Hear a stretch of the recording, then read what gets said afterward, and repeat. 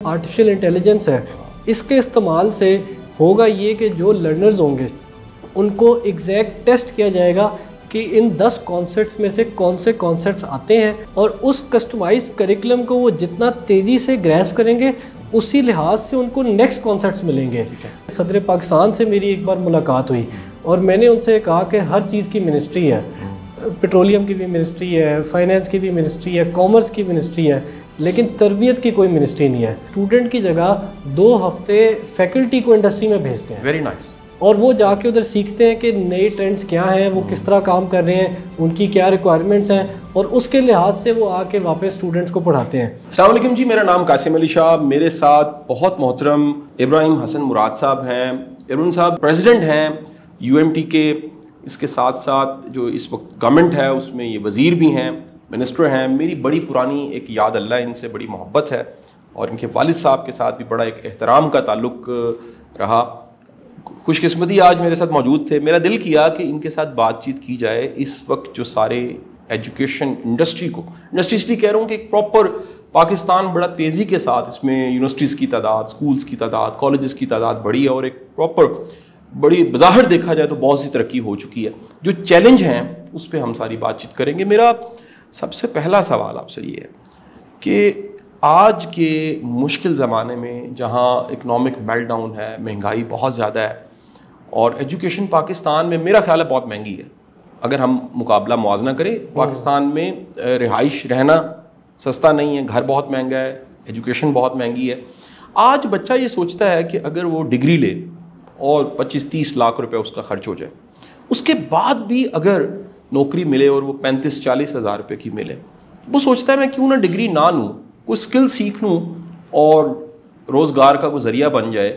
आप क्या समझते हैं कि ये डिग्री लेने के बाद भी जो स्किल्स हम नहीं दे पा रहे, इसको किस तरह से देखा जा सकता है, इम्प्रूव किया जा सकता है और इतनी महंगी डिग्री के मुकाबले में चंद किसी भी स्किल्स को, IT की स्किल्स हैं, फ्रीलांसिंग की स्किल्स हैं, उनको सीखना आसान है, तो वो स्किल्स की तरफ क्यों ना चला जाए? डिग्री लेने की फिर क्या ज़रूरत है उसको? Thank you very much for having me. ये ऐसा सवाल है कि जो आजकल की यूथ के माइंड्स पे होता है हर वक्त, और जब वो डिसीजन लेना चाहते हैं कि हम अब इंटरमीडिएट हमने कर लिया है तो हमें यूनिवर्सिटी में जाना चाहिए या हम कोई शॉर्ट कोर्स करें और उसके बाद कोई अपना ज़रिया माश तलाश करें। मैं आपके सामने एक स्टैट रखना चाहता हूँ कि अगर आपके पास 2 नौजवान हैं और दोनों गरीब तरीन 25% तबके से ताल्लुक़ रखते हैं, इनके क्या चांसेस हैं कि ये अमीर तरीन 25% तबके में शामिल हो जाएंगे?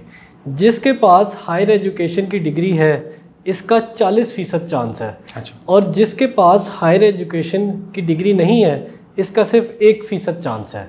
तो स्टैट्स हमें ये बताते हैं कि जो यूनिवर्सिटी डिग्री होल्डर्स होते हैं ये अपने कैरियर में, लाइफ में ज़्यादा सक्सेसफुल होते हैं, फाइनेंशियली भी, सोशली भी, और एकेडमिक जो इनके पास एक फाउंडेशन और बेस होती है वो इनको ज़िंदगी में हेल्प करती है, इनकी शख्सियत भी डेवलप होती है, इनके मुताल्लिक स्किल, और एक ये लाइफ लॉन्ग लर्नर बनते हैं। इसके अलावा जो आपने बात की कि जो कॉस्ट है वो बहुत बढ़ गई है, मेरा जो ज़ाती ओपिनियन है वो ये कि पाकिस्तान के अगर आप लीडिंग प्राइवेट सेक्टर यूनिवर्सिटीज़ को भी देखें तो उधर जो सबसे महंगी डिग्री होगी वो तकरीबन 1.5 मिलियन रुपए की होगी 4 साल की। ये बनते हैं आपके तकरीबन $5,000। अच्छा, अमेरिका के अंदर 1 साल की अंडर ग्रेजुएट की जो कॉस्ट है वो तकरीबन $50,000 से लेके $80,000 तक है। तो अमेरिका में आप वही डिग्री 2 लाख से $2,40,000 में हासिल करते हैं और पाकिस्तान में आप वही डिग्री $5,000 में हासिल करते हैं। इससे आगे मैं एक और बात आपको करता हूँ कि लोग ज़्यादातर ये कहते हैं कि जॉब्स अवेलेबल नहीं है और जॉब जो है वो वेल पेइंग नहीं है। इसमें जो एक मेन चीज़ है जो हमें समझने की है वो ये है कि आपकी जो जॉब्स हैं वो किस तरह क्रिएट होती हैं। अगर आपके मुल्क में इकोनॉमिक प्रॉस्पेरिटी होगी तो ऑब्वियसली ये ट्रांसलेट करेगी in more jobs and it will also translate in more high paying jobs. लेकिन अगर हम देखें कि पिछले 5 साल में या 7-8 साल में जो मुल्क की इकोनॉमिक ग्रोथ है वो तो पॉजिटिवली नेगेटिवली ग्रो कर रही है, बल्कि कॉन्ट्रैक्ट कर रही है हमारी इकॉनमी। तो जब इंडस्ट्री आपकी बंद हो रही होगी तो जॉब्स तो आपकी क्रिएट नहीं होंगी, बल्कि जो पहले ही जॉब पे हैं वो भी ले ऑफ हो जाएंगे। सही। तो हमें इससे आगे जो बात आती है, जो आप भी करते हैं काफ़ी फ्रीक्वेंटली, वो ये है कि लोग जो हैं वो जॉब जो है सीकर्स ना बने, जॉब क्रिएटर्स बने। ठीक है। और एंटरप्रेन्योर्स बने। और अभी हम दफ्तर में भी आपके यही बात कर रहे थे कि they should be their own boss. बिल्कुल ठीक है। और अपना कोई आइडिया लें, माशरे में देखें कि क्या इशू है जिसका वो हल निकाल सकते हैं, और कोई ऐसी प्रोडक्ट या ऐसी सर्विस वो क्रिएट कर सकते हैं जिसकी जो कॉस्ट है और जो मार्केट उसको एक्वायर करने में रेडी है उसके अंदर डिफरेंस हो, और वो जो डिफरेंस है वो इनका प्रॉफिट होगा। और अगर ये इसको एक्सपेंड करते हैं तो ये एक कामयाब एंटरप्रेन्योर बन सकते हैं। अच्छा, आपको लगता है कि जो हम पढ़ा रहे हैं इससे एंटरप्रेन्योर्स बना जा सकता है? कोई ऐसी स्किल्स जो एंटरप्रेन्योर्स को स्किल्स चाहिए, हमारे डिग्री वाले बच्चों में वो स्किल्स ही नहीं होती। इनिशिएटिव लेना, risk taking, team building, social networking, marketing की स्किल, किसी आइडिया पे काम करना और एक प्रॉपर R&D करके उसके बाद कहीं पहुंचना, ये चीज़ें तो हमारी डिग्रियों में नहीं है। फिर कैसे हम एंटरप्रेन्योर पैदा कर सकते हैं? बहुत अच्छा सवाल है जी ये भी। देखें, जो करिकुलम होता है ना, और जो एक्सरसाइजेज होती हैं, जो असाइनमेंट्स होती हैं, ये आपको तैयार करती हैं कि आगे जो ज़िंदगी है उसके अंदर जो चैलेंजेस हैं उनको आपने किस तरह हैंडल करना है, और आपको क्या ट्रेड्स हैं जो चाहिए to live a successful life and to lead a successful career. एक चीज़ अगर आप नोट करें तो टीचर्स और फैकल्टी जो होती है ये एक असाइनमेंट देती है, ग्रुप वर्क, ग्रुप स्टडी। उसमें क्या होता है कि 3-4 लोग मिलते हैं और मिल के वो एक आइटम पे, प्रोडक्ट पे, प्रपोजल पे, ऐसे पे काम करते हैं या प्रेजेंटेशन पे, और उसके बाद वो एक जॉइंट जो है अपनी एफर्ट को पिच करते हैं सबके सामने, जिस पे उनको ग्रेड किया जाता है। तो इससे कोलैबोरेशन आपके अंदर आती है, इससे टीम बिल्डिंग आपके अंदर आती है, इससे अगर कोई आदमी पीछे हो उसको आपने उठाना किस तरह है ये इसमें आप सीखते हैं। इसमें आप इवन लीडरशिप सीखते हैं कि एक आदमी है उसको बाकियों का भी वज़न कभी कभार उठाना पड़ता है, और इससे आप जो इंटरपर्सनल रिलेशनशिप है कि कोई मुश्किल आदमी है तो उससे किस तरह आपने काम लेना है और उसको किस तरह, तो ये भी सब चीज़ें इसमें। नंबर 2, आप देखें कि ज़िंदगी के अंदर एक बहुत की स्किल है, वो है अंडरस्टैंडिंग। कि फ़र्ज़ करें अगर आपकी स्किल नहीं है कि अगर कोई आपको कोई कॉन्सेप्ट बताए या कोई इशू बताए और आप उसको समझ सकें। आपने देखा कि तालीमी निसाब के अंदर कॉम्प्रीहेंशन जो है वो बार बार कराई जाती है। उसका मतलब ये है कि जब आप ज़िंदगी में कोई चीज़ पढ़ें, कोई चीज़ आपको दी जाए, तो उसकी आपको जो मेन चीज़ है वो उसको ग्रैस्प कर लें उसके कॉन्सेप्ट को। तो ये बार बार एक चीज़ है जो कराई जाती है। फिर आपकी जो मेमोरी है इसको पॉलिश किया जाता है कि किस तरह आप चीज़ों को याद रखें, और वो आगे आपको ज़िंदगी में हेल्प करती है। फिर क्रिएटिव थिंकिंग, ये एक ऐसी ट्रेट है जो कि एंटरप्रेन्योर के अंदर होनी चाहिए, ज़िंदगी में आपको चाहिए होती है। ये भी करिकुलम के अंदर, जिस तरह आप फ़र्ज़ करें जब क्रिएटिव राइटिंग करते हैं उसके अंदर जो आपने कभी कोई सोल्यूशन देना है असाइनमेंट के अंदर, तो उसके अंदर आपको अपना माइंड अप्लाई करना पड़ता है। ठीक है। और ये ऐसी चीज़ें देखें, एक होता है कि आपको वो टेस्ट करें एक इन्वायरमेंट में, लेकिन जब तक आप रियल वर्ल्ड में नहीं जाते और अपनी उस नॉलेज को और उस स्किल को तवातर के साथ रिपीटेडली प्रैक्टिस नहीं करते, इम्प्लीमेंट नहीं करते। ठीक है। अब मुझे बताएं कि तजुर्बे का कोई अल्टरनेट है? नहीं। आप कहें कि ये फ्रेश ग्रेजुएट है और इसको 10 साल जिसका तजुर्बा है इस फील्ड में, उसके बराबर इसकी रिजल्ट हो, आउटपुट हो, तो हो सकता है? नहीं हो सकता। तो ये हमें भी एक समझने की ज़रूरत है कि फ्रेश ग्रेजुएट रहेगा और उसको हमने डेवलप करना है, और जब वो अपनी नॉलेज स्किल को अप्लाई करेगा रिपीटेड टाइम्स, तो फिर उसके अंदर मास्टरी डेवलप होगी और फिर वो अपने एरिया का जो है उसके अंदर वो स्किल आएगी। और अच्छा, आप समझते हैं कि इस सोसाइटी में जिसमें हम रह रहे हैं, इसमें बिजनेसमैन को, एंटरप्रेन्योर को ग्लोरीफाई नहीं किया जाता, ग्लोरीफाइड मुकाबले के इम्तिहान को किया जा रहा है, और कह लीजिए कि फोर्सेस को ज्वाइन करने के लिए चार्टर्ड अकाउंटेंट को किया जा रहा है, डॉक्टर इंजीनियर बनने को किया जा रहा है। लेकिन एक ऐसा शख्स जो जॉब देता है, एंटरप्रेन्योर है, बिजनेसमैन है, लीडर है, बिजनेस लीडर है, इसको ग्लोरीफाई करने की ज़रूरत है। और ये किसी मीडियम पे मुझे तो कम अज़ कम नज़र नहीं आता। मैं अपने बचपन से कभी हमने कोई ड्रामा देख लिया, पुलिस को ग्लोरीफाई किया गया किसी वक्त में अंधेरा उजाला के नाम से, अल्फा ब्रेवो चार्ली देखा तो फौज को ग्लोरीफाई किया गया। आज के ज़माने में भी इस तरह के ड्रामास मिलते हैं, लेकिन हमें कोई ऐसी एक्टिविटी, कुछ ऐसा नहीं मिलता जिससे पता लगे कि यार ये जो इतना टैक्स दे रहे हैं, जिनके पास 20-25 हज़ार लोग जॉब कर रहे हैं, टेक्सटाइल यूनिट्स में जाके देख लें, ग्लोरीफाई करने की और इनको हीरो बना के दिखाने की ज़रूरत नहीं है। बिल्कुल जी, आपने एक ऐसी चीज़ हाईलाइट की है जिसको पे ऑब्वियसली हमें सबको फोकस करने की बहुत ज़्यादा ज़रूरत है। और एक तो ये कि देखें, मैं फिर ये एक इधर बात ये करना चाहूँगा कि ये हमारा जो करिकुलम है और जो तालीमी निसाब है उसके अंदर ये कमी है। आप देखें कि ये हम आप पहली जमात से लेके 12वीं तक देख लें तो रट्टा सिस्टम जो है इसको हम प्रमोट करते हैं। और आपके जितने उस्ताद हैं वो क्लास में अगर कोई अपनी ज़बान में डेफिनेशन बताए तो वो ये कहते हैं कि वो लिखो जो बुक में लिखी हुई है। तो वो जो है बना रहे हैं तोते, और वो बना रहे हैं वो लोग जो कि अपनी माइंड अप्लाई ना करें लेकिन सिर्फ चीज़ों को मेमोराइज़ करें और एक सिस्टम में चलने के आदी हों। तो ये जब लोग आगे जाते हैं तो इनके अंदर जो एक फ्री थिंकिंग होती है और एक जिसे कहते हैं फ्री आदमी जो होता है, जो इकबाल का शाहीन है, तो वो इनके अंदर नहीं पैदा होता। और उनका मकसद ही होता है कि हम किसी ऐसी इदारे में जाके नौकरी करें जिधर हमें महीने का जिस तरह कहीं से किराया आता है उस तरह हमें आमदन आए और हमारी ज़िंदगी जो है वो गुजर जाए। लेकिन जो मेन चीज़ है वो ये कि इनके करिकुलम के अंदर जिस तरह स्कैंडिनेवियन कंट्रीज़ में एंटरप्रेन्योरशिप पढ़ाया जाता है, उनसे एक्सरसाइजेस कराई जाती हैं। बल्कि मुझे किसी ने बताया कि कश्मीर के अंदर उन्होंने एक सरकारी स्कूल में ये एक्सपेरिमेंट किया। आज़ाद ये कश्मीर में ऐसे कॉन्सेप्ट नहीं है जो कि सिर्फ बाहर के मुल्कों में हो सकते हैं इम्प्लीमेंट। इधर कश्मीर के एक गांव में एक साहब ने अपने क्लास के बच्चों के अंदर खरगोश बांटे। अच्छा। और उन्होंने उसको 3 महीने बाद जब रिव्यू किया तो हर बच्चे के पास इतने पैसे आ गए गाँव के बच्चों के पास कि वो अपना टैबलेट खरीद सकें। वाह। तो ये एक एंटरप्रेन्योरशिप की मिसाल है कि जिसके अंदर हम सोसाइटी के अंदर बच्चों को यंग एज से एंटरप्रेन्योरशिप की तरफ लाएं।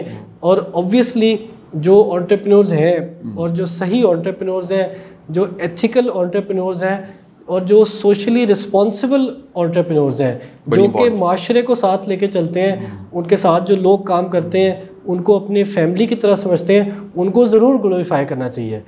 और जो लोग जो है शॉर्टकट से आते हैं और ज़्यादा मशहूर हो चुके हैं, कनाइवेंस के साथ आते हैं, तो उनको ज़्यादा ग्लोरीफाई किया जा रहा है। सही जी। तो ये भी एक है कि एंटरप्रेन्योर करना चाहिए, लेकिन जो सही एंटरप्रेन्योर्स हैं इनको हमें आगे लेके आना चाहिए। अच्छा, एक टर्म ग्रूमिंग की, तरबियत की, जिसको कभी तालीम और तरबियत कहा जाता था, यानी उसमें हम लिखने वाले बोलने वाले ये लिखते भी हैं बोलते भी हैं कि असल में तरबियत ही होती थी। तालीम जो थी वो तरबियत थी बेसिकली, लेकिन फिर तालीम तरबियत हो गया, फिर तालीम रह गई, तरबियत गुम हो गई। आप क्या समझते हैं, आपको अल्लाह ने बड़ा एक मौका दिया, बड़ी यंग एज में आप एक यूनिवर्सिटी को लीड कर रहे हैं, एजुकेशन सिस्टम को लीड कर रहे हैं जिसमें हज़ारों लाखों बच्चे पढ़ रहे हैं, उससे फ़ायदा उठा रहे हैं और एक क्वालिटी एजुकेशन आप देने की कोशिश कर रहे हैं, बड़ी एफर्ट कर रहे हैं। आप क्या समझते हैं कि कौन सी उम्र है जहाँ से ग्रूमिंग होना बहुत ज़रूरी है, और वो ग्रूमिंग घर करेगा, किस पे जिम्मेदार डालें, घर पे डालें, इंस्टीट्यूशन पे डालें, सोसाइटी पे डालें, मीडिया पे डालें, कौन ग्रूमिंग करेगा, किस स्टेज पे ग्रूमिंग मुमकिन है? और उसके बाद अगर ग्रूमिंग की बात की जाए तो शायद मुमकिन है कोई कॉस्मेटिक बेहतर की जा सकती है, दिखाने के लिए कुछ चीज़ें अच्छी हों, अंदर से वैल्यूज़ पैदा नहीं की जा सकती। बिल्कुल जी, देखें कोई भी यूथ है, यंग इंडिविजुअल है, पाकिस्तानी शहरी है, इसको तकरीबन 3-4 जगह से इसकी समझें तरबियत हो रही होती है। एक तो ये कि उसका जो पीयर ग्रुप होता है, उसके दोस्त होते हैं, उनके साथ वो वक्त गुजारता है, तो वो उसको कुछ ना कुछ उसकी तरबियत करते हैं।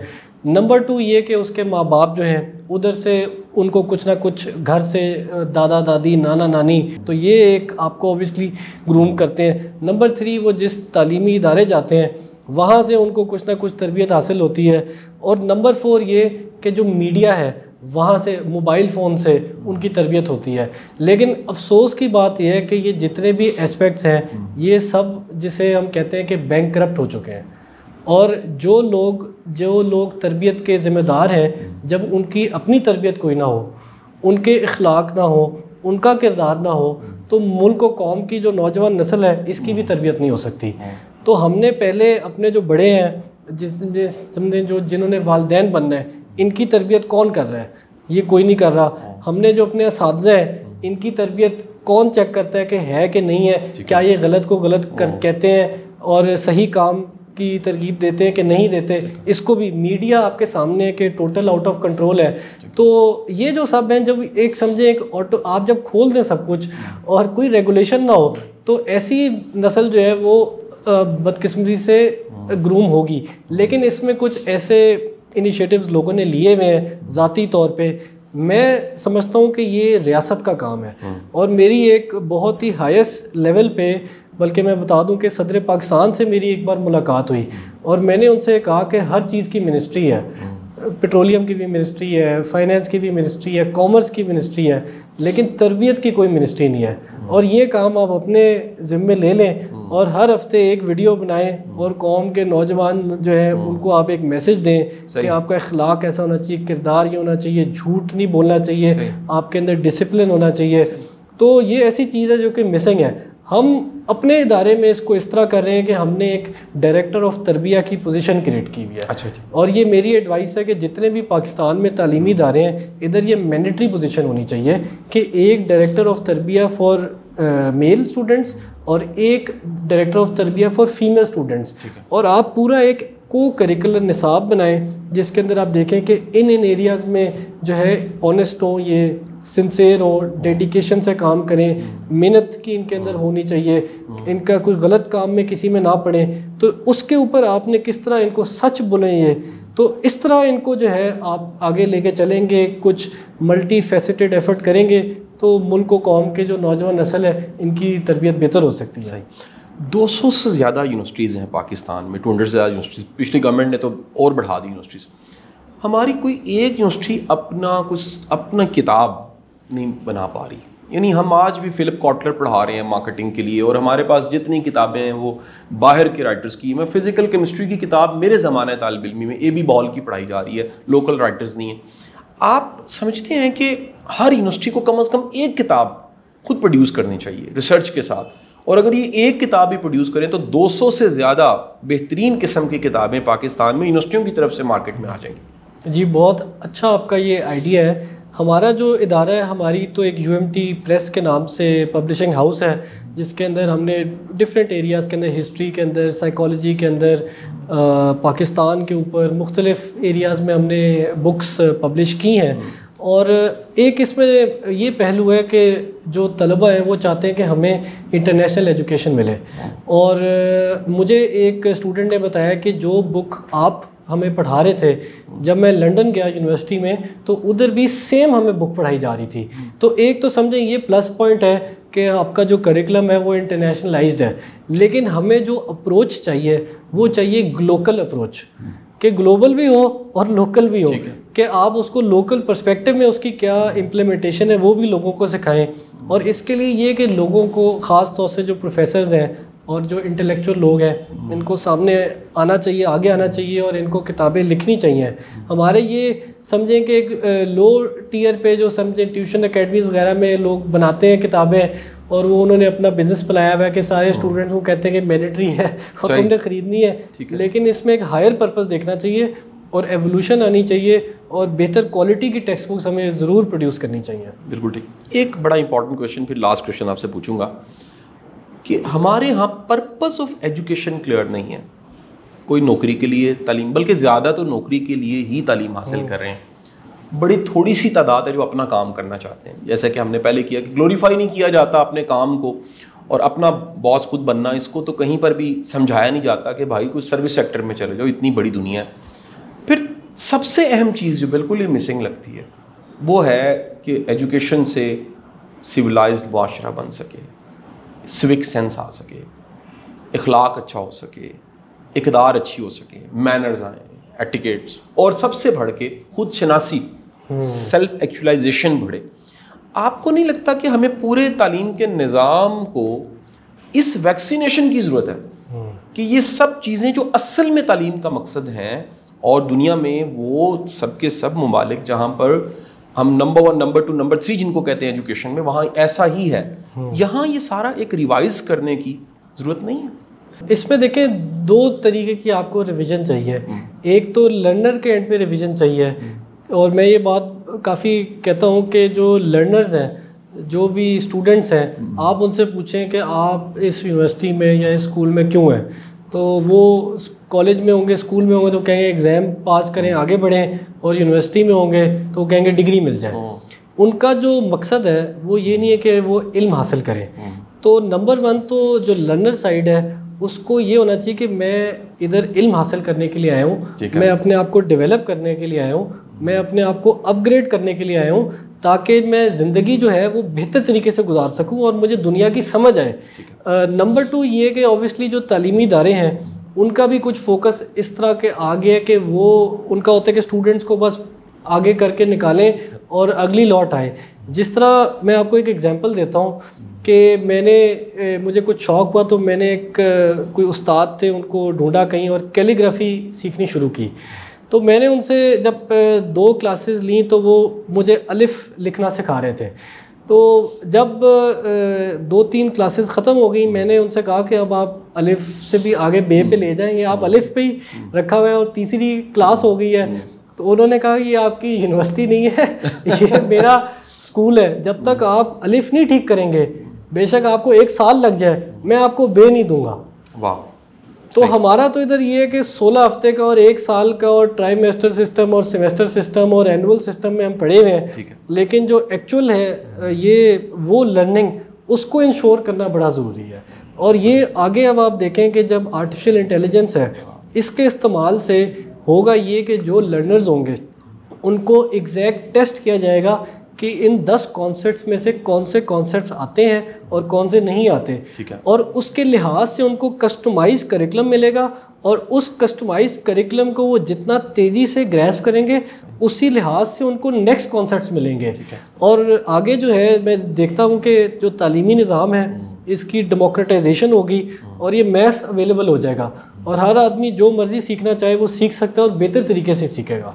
लास्ट इंपॉर्टेंट क्वेश्चन इस पे इब्राहिम साहब, मैंने खुद बड़ा पिछली गवर्नमेंट के टाइम पे बड़ा काम किया, मेरी फाउंडेशन ने बड़ा काम किया, आपका इदारा तो वो जाना ही शायद इसलिए जाता है, इब्तदा उसकी इस तरह की चीज़ों से ही है कि इंडस्ट्री अकेडमिया गैप बहुत बड़ा, जो मांगा जा रहा है, जो स्किल्स मांगी जा रही हैं, HR वाले कहते हैं जी हमें वो बंदा ही नहीं मिल रहा जो हमें चाहिए, नौकरियाँ हैं कहीं पर, जॉब्स हैं, लेकिन जो पढ़ के आ रहा है, जो स्किल्स चाहिए वो उस बच्चे में नहीं है।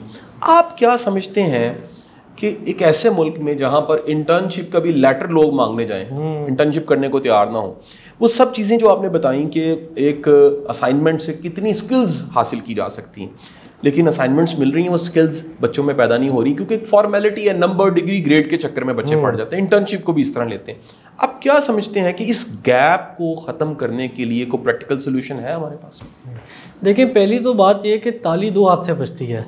अगर स्टूडेंट कहते हैं कि हमें इंटर्नशिप का लेटर दे दें तो जो एम्प्लॉयर होते हैं उनका भी यही होता है कि कोई इंटर्नी है तो उसको फ़ोटोकॉपी पे लगा दो। तो पहले तो ये है कि सबसे इम्पॉर्टेंट ये है कि दोनों इंडस्ट्री और एकेडेमिया जो पिलर्स हैं सोसाइटी के, ये समझें कि हमारी कोलैबोरेशन की इम्पोर्टेंस है और ये बहुत ज़्यादा है। मैं आपसे एक एग्जांपल शेयर करता हूँ कि मेरे एक जानने वाले हैं, ये कंज्यूमर इलेक्ट्रॉनिक्स के बिज़नेस में है और इनका तकरीबन 300 अरब रुपए का टर्नओवर है।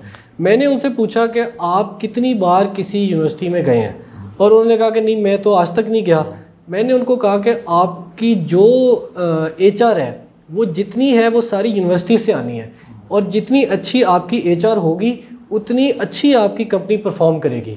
और अगर आपको कोई रिसर्च चाहिए, किसी इशू को सॉल्व कराना है कंसल्टिंग के थ्रू, अपने लोगों की ट्रेनिंग करानी है, कोई स्किल्स का गैप है या डेवलपमेंट करनी है, उनको अगले स्टेज के लिए तैयार करना है, या आपको कोई इंटर्नी चाहिए टेम्पररी, या आपको कोई एम्प्लॉयज़ चाहिए, तो मैंने कहा ये सब जो है ये यूनिवर्सिटी प्रोवाइड करेगी। और आप आज तक यूनिवर्सिटी किसी गए नहीं, तो हमें ये ज़रूरी है समझने की बात कि इंडस्ट्री एकेडेमिया जब मिलेगी, जो इनका मिलना बहुत ज़रूरी है, और दोनों को अंदाज़ा होना, एहसास होना ये भी बहुत ज़रूरी है। हमने एक इनोवेटिव चीज़ शुरू की है और वो ये कि फैकल्टी सेकंडमेंट प्रोग्राम, और हम हर साल स्टूडेंट की जगह 2 हफ्ते फैकल्टी को इंडस्ट्री में भेजते हैं। Very nice. और वो जाके उधर सीखते हैं कि नए ट्रेंड्स क्या हैं, वो किस तरह काम कर रहे हैं, उनकी क्या रिक्वायरमेंट्स हैं, और उसके लिहाज से वो आके वापस स्टूडेंट्स को पढ़ाते हैं। तो ये एक चीज़ है। नंबर 2 हम शुरू कर रहे हैं और बाकी भी कर सकते हैं को-ऑप प्रोग्राम। इसमें यह है कि 3 साल स्टूडेंट्स पढ़ें, 1 साल वो इंडस्ट्री में काम करें और 4th ईयर वो वापस आके यूनिवर्सिटी में तालीम हासिल करें। इसमें उनको इंडस्ट्री की भी समझ होगी, जो कॉन्सेप्ट्स हैं वो भी बेहतर तरीके से उनको आएंगे। तो ऐसे कुछ इनिशिएटिव्स हैं जो कि अगर सब लें तो इंडस्ट्री एकेडेमिया लिंकेज इम्प्रूव हो सकती है। बहुत बहुत शुक्रिया आपका जी, बहुत मेहरबानी। Thank you. आपका भी बहुत बहुत शुक्रिया जी, थैंक यू।